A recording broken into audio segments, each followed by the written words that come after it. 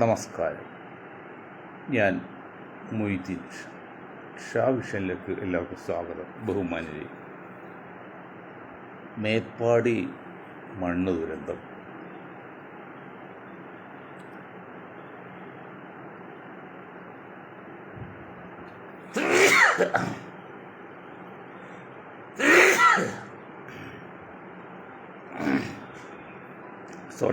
ആരാണ് ഉത്തരവാദി?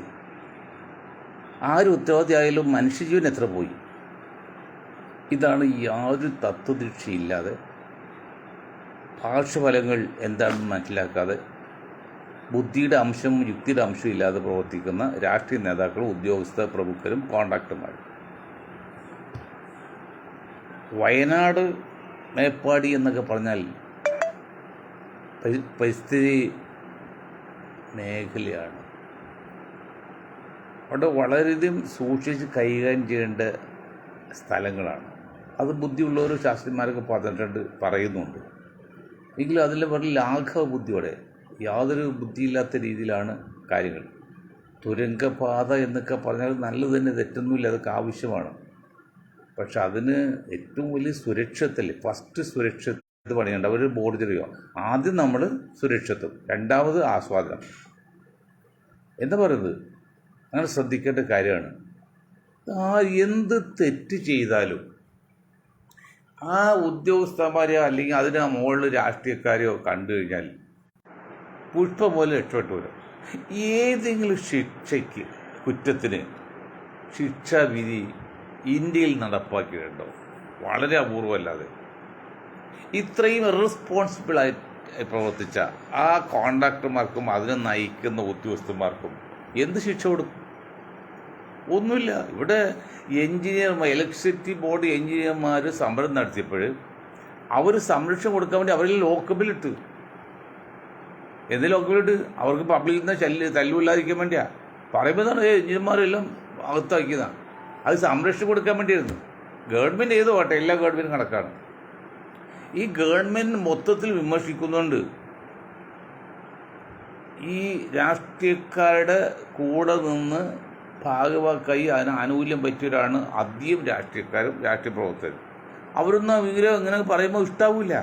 അപ്പം എൻ്റെ കാണികൾ കുറേ പേരൊക്കെ മാറിയിട്ടുണ്ട്. അവർക്കൊന്നും ഇഷ്ടപ്പെടുന്നില്ല. നമുക്ക് എങ്ങനെ കാണികൾ കിട്ടാൻ വേണ്ടി നമുക്ക് അസത്യം പറയാൻ പറ്റുമോ? യാതൊരു ഉത്തരവാദിത്വം ഇല്ലാതെയല്ലേ നമ്മുടെ ഈ രാഷ്ട്രീയക്കാരും ഉദ്യോഗസ്ഥന്മാരും ഒക്കെ ചെയ്യുന്നത്. ഞാൻ ഒരു കാര്യം നമ്മൾ പൊതുജനങ്ങളോടും പ്രത്യേക രക്ഷകർത്താക്കളോടും പറയണം. 15 വയസ്സായ ഒരു പെൺകുട്ടി, അതൊരു മുസ്ലിം പെൺകുട്ടി, കാസർഗോട്ടുകാരി. അവിടെ ഇപ്പോൾ കുറേ ആളായിട്ട് ഈ പെൺകുട്ടികൾ ആത്മഹത്യ കൂടുന്നുണ്ട്. റീചാർജ് ചെയ്യാൻ 1500 വേണം. 1300 കൊടുത്ത് ബാക്കി പൈസയിൽ 4 തരം മുകളിൽ നിന്ന് വാപ്പാലി ഉപ്പാലി അച്ഛൻ പറഞ്ഞു.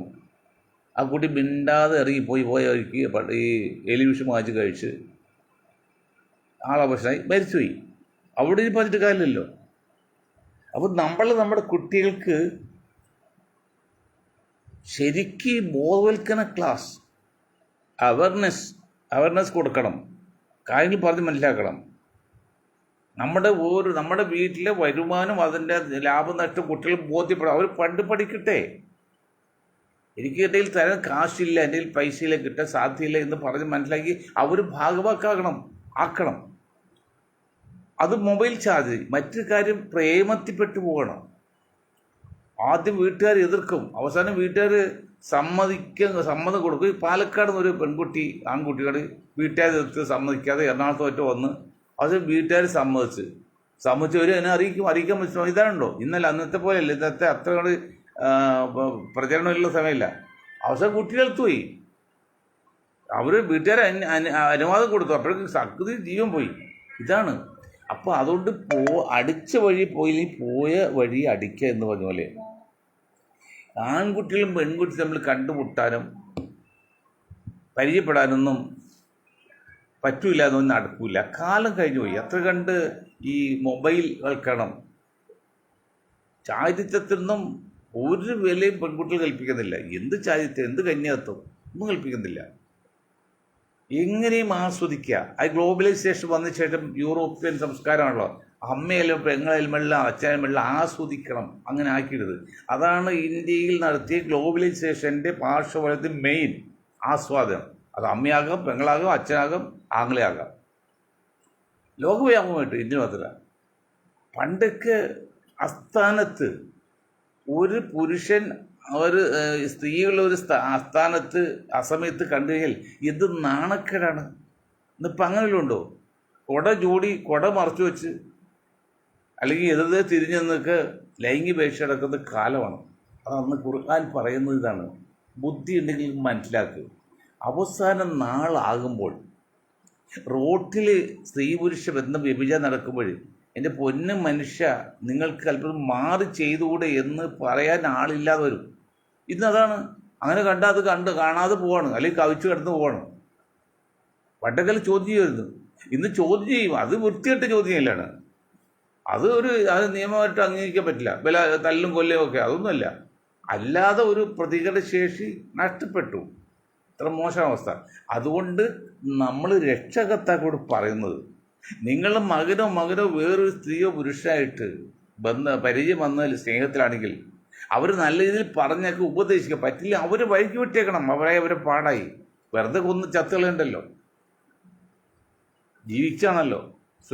സോളമൻ ചക്രവർത്തി സുലൈമാൻ നബി കുട്ടിയെ പങ്കിട്ട പോലെ സ്വന്തം തള്ള പറഞ്ഞാണ്, പകുതി എനിക്ക് വേണ്ട, എനിക്ക് ജീവനോടെ കുട്ടിയെ കാണുന്ന പോലെ നിങ്ങളുടെ മക്കളെ ജീവനോടെ എവിടെയും ജീവിക്കുന്നത് കാണാൻ പറ്റുമല്ലോ. എല്ലാം എൻ്റെ വീട്ടിൽ നിങ്ങളുടെ വീട്ടിലൊക്കെ വന്നു തുടങ്ങി. ഞാൻ വേറെ വേറെ ഇല്ലെന്നേ. ഒരു രീതിയിൽ മറ്റു രീതിയിൽ വിഷയങ്ങൾ എല്ലാവരും വീട്ടിൽ വന്നുകൊണ്ടിരിക്കണം. അത് ഒന്നാമത്തേൽ നമ്മളാണ് കാരണന്മാരാണ് അതിന് ഒരു പരിധി വരെ ഉത്തരവാദി. കാരണം നിങ്ങൾ പിന്നെ പോൺ സിനിമയൊക്കെ കണ്ടതിന് ശേഷം മക്കളോട് കാണുമെന്ന് പറഞ്ഞാൽ എന്താ അർത്ഥമുള്ളത്? കണ്ടില്ല, ഈ ഇടുക്കി ഭാഗത്ത് ഒരു 3 വയസ്സ് പെൺകുട്ടിയായിട്ട് 5 വയസ്സുകാരെ എടുത്ത് കൊണ്ട് ഈ മരപ്പൊത്തിൽ കൊന്നിട്ട്. കാരണം അച്ഛൻ കണ്ട വീഡിയോ അച്ഛൻ പോയി കഴിയുമ്പോൾ ഈ മകന് കാണാണ്. എന്ത് ചെയ്തറിയില്ല. അതിൽ കൊച്ചു പഠിച്ചാൽ എന്ത് കാണിച്ച് ശ്വാസം മുട്ടുകയും ചെയ്ത് കൊച്ചു എത്രപ്പോൾ പൊത്തിൽ വെച്ച്.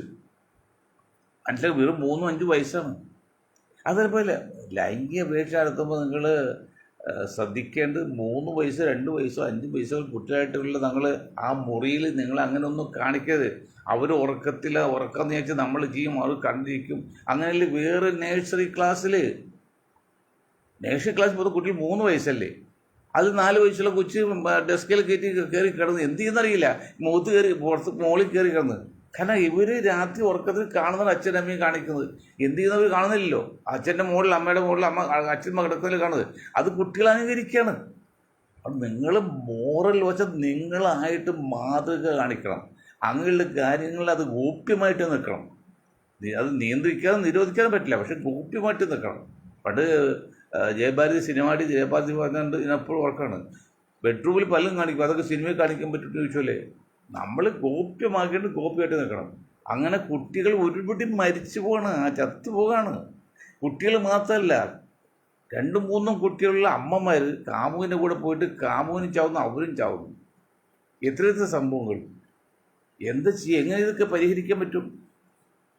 പരിഹരിക്കാൻ പറ്റില്ല. ഇതിൻ്റെ പുറകിൽ നമ്മൾ അഡിക്റ്റായിപ്പോയി. ആസ്വാദനം. ഈ മുറ്റത്തെ മുല്ലക്ക് മണമില്ല നമ്മൾ പറയുന്ന ശൈലി പണ്ട് പറയുന്നത് ഇപ്പോൾ വളരെ കറക്റ്റാണ്. സ്വന്തം ഭാര്യ സ്വന്തം ഭർത്താവ് എത്ര സുന്ദരനാണെങ്കിലും ഭാര്യയെ സംബന്ധിച്ച് ഭർത്താവിനെ സംബന്ധിച്ച് അവരത് തൊട്ടാൽ പിടിച്ചാൽ നോക്കിയാലും അവർക്ക് യാതൊരു ഉത്തേജനം ഉണ്ടാവില്ല. മറിച്ച് അന്യൊരാളാണല്ലോ, പേക്കുകളാണെങ്കിലും ഭാര്യയാലും ഞാൻ 2 പേരും കുറ്റമല്ല, ഭാര്യയാലും ഭർത്താക്കളും ഇത് വരും. അത് ഞാൻ പറഞ്ഞില്ല. ബാംഗ്ലൂർ എൻ്റെ സുഹൃത്തുണ്ട്, ഇപ്പോഴും 10 കുറേ വർഷം പോരാ, അദ്ദേഹം വീട്ടിൽ പട്ടി വളർത്തുന്നു. അപ്പോൾ അദ്ദേഹം പറഞ്ഞു, ഞാൻ കയറി വരുമ്പോൾ അവൾ ഒന്ന് വാൽ അനക്കും, എനിക്ക് മനസ്സിലായിട്ട് അധികം കയറിപ്പോയി കയറി. അന്യ ഒരാൾ വന്നെങ്കിലും അവളുടെ ചാട്ടവും കുറയും വാലനക്കലും ഒക്കെ ആയിട്ട് എത്ര ഇതിലാണ്. അതുപോലെ നമ്മൾ സ്വന്തം ഭാര്യയാണ്, സ്വന്തം ഭർത്താവാണ്, ഒരു മൈൻഡിൽ ഒരു ഇതുമില്ല. ആ സ്ഥാനത്ത് അതേക്കാൾ അഗ്ലി ആയിട്ടുള്ള അന്യ സ്ത്രീയോ പുരുഷാണെങ്കിലും അതാണ് വേലക്കാർ കൂടെ മറ്റേ പോകുന്നത്.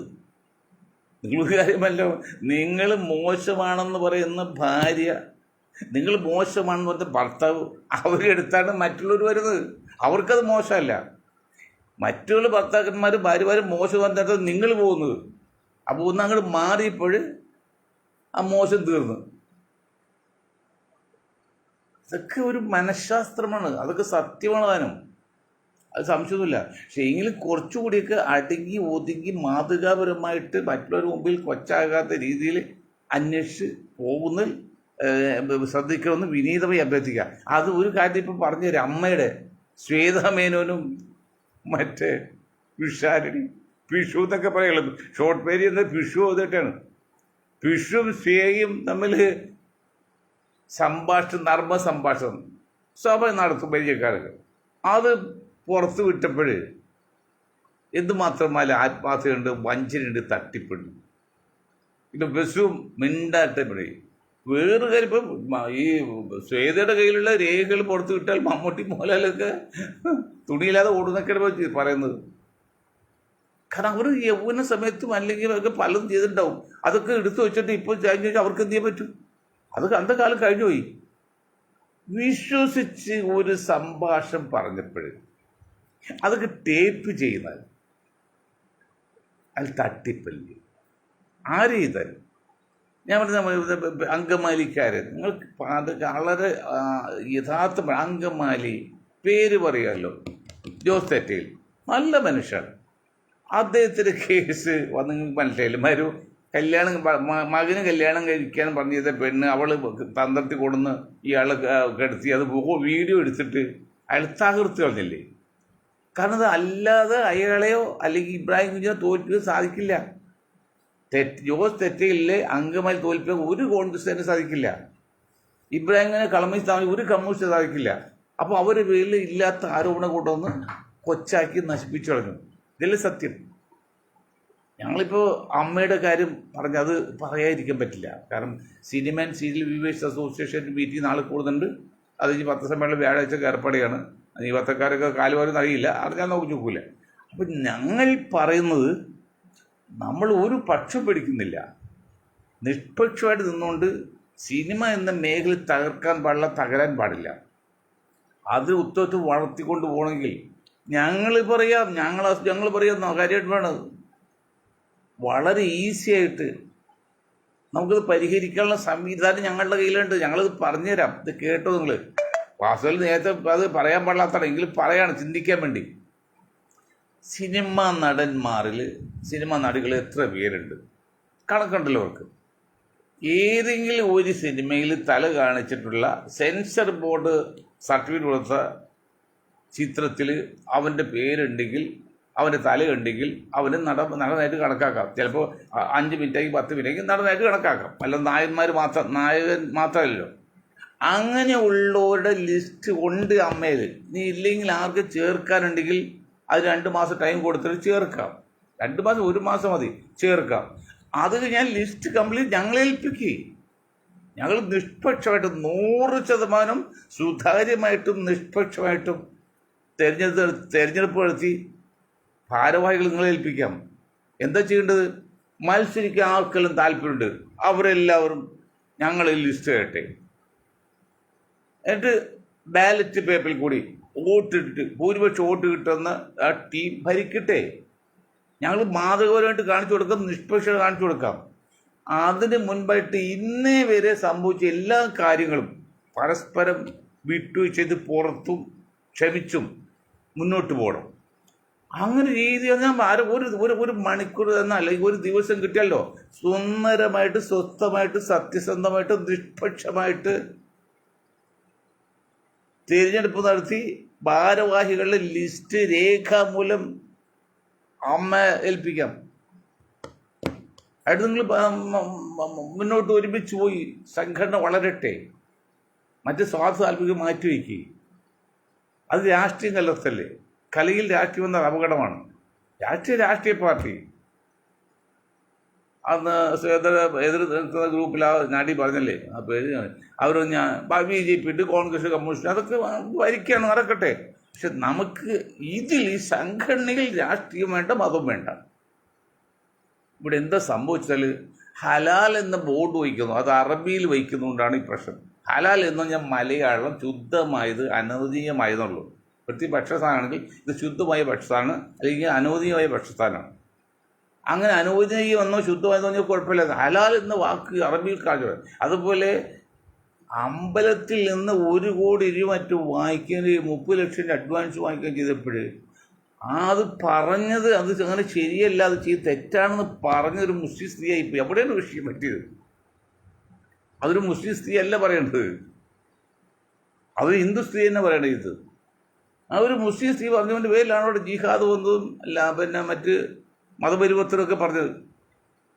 പിന്നെ ഈ ക്രിസംഗികൾ അല്ലെങ്കിൽ കാസ പോലെയുള്ള സംഘടനയൊക്കെ ഉണ്ടല്ലോ, പ്രശ്നമുണ്ടാക്കി തന്നെ കിടക്കുകയാണ്. അപ്പോൾ ബാംഗ്ലൂരിൽ നിന്നൊരു കാസ ഗ്രൂപ്പിൻ്റെ ഇത് ഞാൻ കാണുന്നുണ്ട്. എന്തൊരു അന്യായമായിട്ടുള്ള കാര്യങ്ങൾ പറയുന്നത് എന്ന് വെച്ചാൽ മുസ്ലിം സംഘടന ചില തീവ്രവാദ പാർട്ടികൾ പറയുന്നത് മോശമെന്ന് പറയാൻ പറ്റില്ല, അതും തെറ്റ് തന്നെയാണ്. അല്ല, അത് നമുക്ക് തുല്യമാണല്ല. കാസയിലും ആരെങ്കിലും മുസ്ലിം തീവ്രവാദമാണെങ്കിലും നമ്മളെ സംബന്ധിച്ചത് ഉൾക്കൊള്ളാൻ പറ്റില്ല. നമ്മൾ നേരെ പോവുക, സത്യസന്ധമായിട്ട് പോവുക, മതേതരമായിട്ട് പോവുക, ജനാധിപത്യ രീതിയിൽ സോഷ്യലിസ്റ്റ് ആദർശം, സംസ്കാരം ഒക്കെ നോക്കിയാൽ പോകുന്നത്. ജാതിയോ മതത്തിലൊന്നും നമ്മൾ വില പോകുന്നില്ല, താല്പര്യമില്ല. പിന്നെ നീതിയുടെ ശബ്ദം എന്ന് പറയുമ്പോൾ എല്ലാവർക്കും നീതി ലഭിക്കണം എന്ന് പറയുമ്പോൾ അതിൽ മുസ്ലിങ്ങൾക്ക് നീതി ലഭിക്കണം എന്ന് നമ്മൾ പറയുന്നത് അത് ജാതിയോ വർഗീയതയല്ല, അത് മുസ്ലിങ്ങൾ കൂടി വേണ്ടി എന്ന് പറയുന്നത്. അല്ല, മുസ്ലിങ്ങൾക്ക് മാത്രമല്ല, മുസ്ലിങ്ങൾ കൂടി വേണ്ടി നീതി ലഭിക്കണമെന്നാണ്. അപ്പോൾ ഞാൻ ബഹുജൻ സമാജ് പാർട്ടിയിൽ പ്രൊഫഷണൽ ചെയ്തപ്പോഴേ അന്ന് കമ്മിറ്റി കൂടുമ്പോൾ ചില ദളിത് സുഹൃത്തുക്കൾ ചോദിക്കും, സാറ് മുസ്ലിങ്ങൾക്ക് കൂടി വേണ്ടി വാദിക്കുന്നുണ്ടല്ലോ എന്ന്. ആ റൈറ്റ്, അത് കറക്റ്റാണ്, ഞാൻ ചെയ്യുന്നുണ്ട്. എന്താ പറയുക, നീതിക്കായിട്ട് പ്രാർത്ഥിക്കുമ്പോഴേ ഇവിടെ അനീതിൻ്റെ കൂടെ വോയിസ്ലെസ് ഞങ്ങൾ സംഭാമി യുകെ അനീതി അടുക്കുമ്പോൾ ഭഗവാൻ പ്രത്യക്ഷപ്പെടുന്നല്ലേ. ഞങ്ങളുടെ കസു സംഘടന ഇടപെടാണ്. അവിടെ നമ്മൾ നീതി ലഭിക്കേണ്ടത്, സത്യസന്ധമായിട്ട് പോകണം. അപ്പം അങ്ങനെ പറയുമ്പോൾ മുസ്ലിങ്ങൾക്ക് കൂടി വേണ്ടി വാദിക്കേണ്ടി വരുന്നു, അത് നീതി ലഭിക്കണ്ടേ. ഇത് നമ്മുടെ AK ആന്റണി മുഖ്യമന്ത്രി ആയിരിക്കുമ്പോഴേ അദ്ദേഹത്തിൻ്റെ അനുജനോ ജ്യേഷ്ഠനോ മറ്റോ ഹൈക്കോടതിയിൽ ഒരു അഡ്വക്കേറ്റ് ലിസ്റ്റിൽ വന്നപ്പോഴേ മുഖ്യമന്ത്രിയുടെ പുള്ളിയുടെ സ്വന്തം അതുകൊണ്ട് പുള്ളി പേര് വെട്ടിയെന്ന് പറഞ്ഞു. എന്നിട്ട് വേറെ അയാളെ വച്ച് ജോലിക്ക്, അത് വേറെ കാര്യം. അതല്ല, അയാൾ അർഹതയുണ്ടെങ്കിൽ കൊടുക്കണം. ആ മുഖ്യമന്ത്രിയുടെ അനുജനായി പോയി എന്ന് ചോദിച്ചാൽ മുഖ്യമന്ത്രി ജ്യേഷ്ഠനായി പോയി അവർക്ക് അർഹതയുണ്ടെങ്കിൽ തീർച്ചയായിട്ടും ആ അവസരം കളയരുത്, അത് വഞ്ചനയാണ്. അവർ മുസ്ലിമായി പോയതിൻ്റെ പേരിൽ അവർക്ക് അർഹതയുണ്ടെങ്കിൽ അവർ കൂടി വാദിക്കുക എന്നുള്ളത് ഞങ്ങളുടെ ധർമ്മമാണ്. അങ്ങനെയാണ് വാദിക്കുന്നുള്ളൂ. അല്ലാതെ മുസ്ലിങ്ങൾക്ക് വേണ്ടി വാദിക്കുന്ന സംഘടനയൊന്നുമല്ല, ഞാനുമല്ല, ഞങ്ങളുടെ സംഘടനയില്ല. നീതിക്ക് വേണ്ടി വാദിക്കുമ്പോൾ അതിൽ ഇരയാകുന്ന ഒരു മുസ്ലിം ആണെങ്കിൽ അവർ കൂടി ഞങ്ങൾ വാദിക്കും. ഇവിടെ ചിലരുണ്ടല്ലോ, മുസ്ലിം സ്വന്തം ജാതിയാണെങ്കിൽ അവന് വേണ്ടി വാദിക്കൽ മാത്രം എതിര് നിൽക്കും.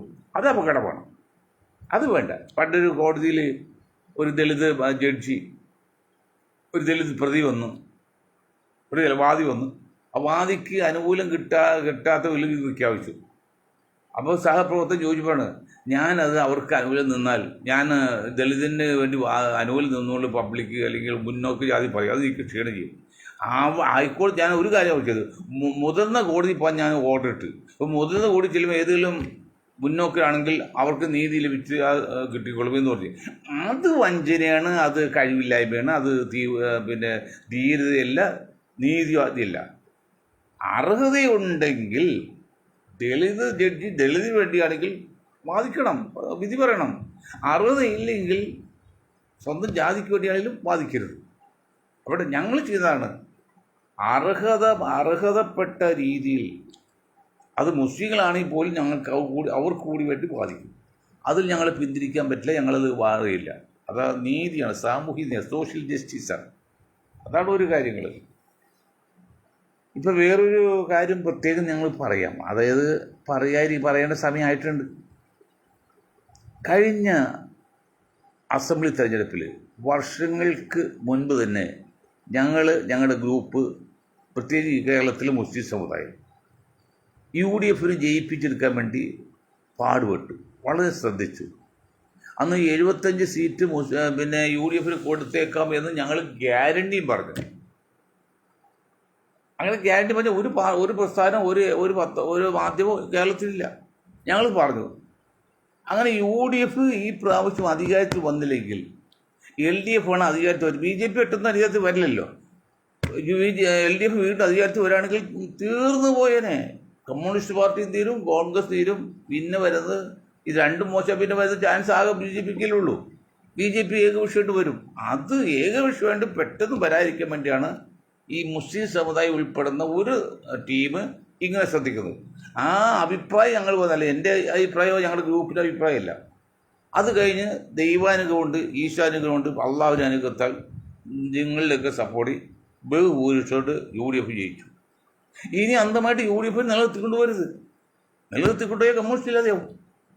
അപ്പോൾ ഞങ്ങൾക്ക് ഇനിയിപ്പോൾ ഞങ്ങളൊരു ടാസ്ക് ആയിരുന്നു കഴിഞ്ഞ പ്രാവശ്യം. എന്താണ് ടാസ്ക്? LDF ജയിപ്പിക്കുക, അല്ലെങ്കിൽ UDF ജയിപ്പിക്കുക, LDF നിലനിർത്തുക. നിസ്സാര ടാസ്ക് ഒന്നുമല്ലായിരുന്നു. കാരണം 99 സീറ്റിൽ നിന്നാണ്. അതിനേക്കാൾ 2-3 സീറ്റ് കൂടുതൽ UDF ജയിപ്പിച്ചെടുത്ത്. അതിനുവേണ്ടി നിസ്സാര പണിയൊന്നുമല്ലായിരുന്നു. അന്നും ഞങ്ങൾ LDFനോട് പറഞ്ഞു, ഞങ്ങൾക്ക് LDF വൈരാഗ്യോ ബുദ്ധിയോ അല്ലെങ്കിൽ പഴക്കമുണ്ടായിട്ടല്ല.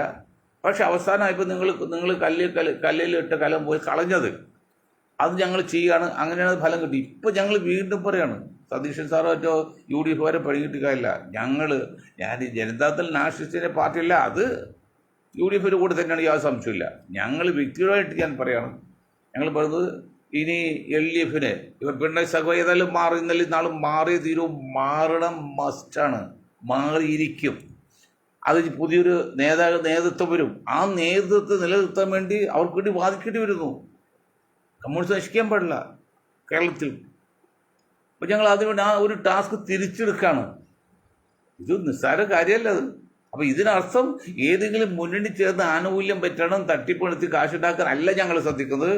ഞങ്ങൾ രാഷ്ട്രമീമാംസകൻ എന്ന നിലയിൽ ഭാവി തലമുറയ്ക്ക് വേണ്ടി വാദിക്കുന്ന പ്രസ്ഥാനത്തിൻ്റെ ആൾക്കാരെന്ന നിലയിലാണ് ഞങ്ങൾ ഈ പറയുന്നത്. ഇത് ചിലവൊക്കെ ഉൾക്കൊള്ളാൻ പറ്റിയിരിക്കില്ല. അവർക്ക് എന്നിപ്പോൾ ഇത്ര എല്ലാം കുഴപ്പം ചെയ്തിട്ടും കമ്മ്യൂണിസ്റ്റ് പാർട്ടിക്ക് വേണ്ടി വാദിക്കുന്ന ചില സഖാക്കളുണ്ട്. അപ്പോൾ ഈ UDF എന്ത് തെറ്റിയാലും അവർക്ക് വേണ്ടി വാദിക്കുന്ന ചില കോൺഗ്രസ്സുകാരുണ്ട്. ഞങ്ങളിത് രണ്ടുമല്ല. ഞങ്ങൾ പ്രശ്നാധിഷ്ഠിതമാണ്, സത്യസന്ധമാണ്, നിരീക്ഷിക്കുന്ന രീതിയിലും നീതിയുടെ ഘടകമാണ്. ആ നിലക്കാണ് ഇനിയിപ്പോൾ നമ്മൾ LDF നിലനിൽക്കണം. ഈ അധികാരമോഹികളും ഈ സ്വാർത്ഥ താല്പര്യക്കാരും ഏകാധിപതികളൊക്കെ മാറി ശുദ്ധീകരിച്ച ഒരു കമ്മ്യൂണിസ്റ്റ് പാർട്ടി വരികയും ആ കമ്മ്യൂണിസ്റ്റ് പാർട്ടിയെ നമ്മൾ വളർത്താൻ സപ്പോർട്ട് ചെയ്യണം. അല്ലെങ്കിൽ അതൊരു കമ്മ്യൂണിസ്റ്റ് നയിച്ചു പോകും. കമ്മ്യൂണിസ്റ്റ് നയിച്ചാൽ പിന്നെ BJP കോൺഗ്രസ് മാത്രമാവും. BJP കോൺഗ്രസ് ആയിക്കഴിഞ്ഞാൽ പിന്നെ അത് ഒറ്റ പാർട്ടിയായിട്ട് അവസാനിക്കും. പിന്നെ കോൺഗ്രസ് BJP തിരിച്ചറിയാൻ പറ്റാത്ത ഘട്ടമാകും. ഇപ്പം തന്നെ ആയി തുടങ്ങി. അങ്ങനെ ആകും. പല സ്ഥാനങ്ങൾ കൊടുക്കുമെല്ലാം സംഘപരിവാറിന് കൊടുത്തിട്ടുണ്ടെന്ന് പറഞ്ഞു കോൺഗ്രസ് മന്ത്രിമാരൊക്കെ. ഇപ്പം നാളെ ഇത് രമേശിൻ്റെ ആൾ സംഘപരിവാറിൽ ശാഖയിൽ ക്ലാസ് എടുക്കുന്ന അധ്യാപകനൊക്കെ വന്നിട്ടുണ്ടെന്നൊക്കെ പരാതിയുണ്ട്. അതിന് മറ്റ് പലതും പല രീതിയിലും.